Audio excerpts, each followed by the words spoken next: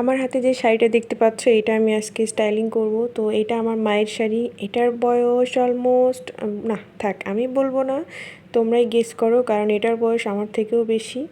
তো আমরা নতুন জেনারেশন মনে করি যে পুরাতন কোনো কিছুই আমাদের এই জেনারেশনে চলে না, কিন্তু ট্রাস্ট মি, পুরাতন জিনিসের মধ্যে একটা অন্যরকম মায়া আছে বা অন্যরকম একটা ব্যাপার থাকে।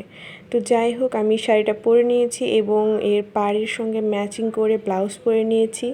শাড়িটা দেখতে পাচ্ছ কি সুন্দর সুতোর কাজ করা আছে। তো আজকে দেখাবো মাত্র 7টা প্রোডাক্ট দিয়ে কিভাবে সিম্পল লুক ক্রিয়েট করা যায়, সিম্পলের মধ্যে কিন্তু আকর্ষণীয়। সো প্রথমেই আমি ময়শ্চারাইজার দিয়েছি, এরপরে অল্প একটু ফাউন্ডেশন নিয়ে ব্লেন্ড করে নিয়েছি, দেন পাউডার দিয়ে সেট করে দিয়েছি। এরপরে আইব্রোস করেছি পেন্সিল দিয়ে, দেন আইশ্যাডো, দেন লিপস্টিক, দেন একটা লাল টিপ পরে নিয়েছি। আর এর সঙ্গে অ্যান্টিক্সের জুয়েলারি পরে নিয়েছি, কারণ এর সঙ্গে অ্যান্টিক্সের জুয়েলারিটা অনেক সুন্দর লাগবে। এরপরে আমার একটা তিল করে নিলাম। দেন লুকটা দেখতেই পাচ্ছ কতটা সুন্দর লাগতেছে।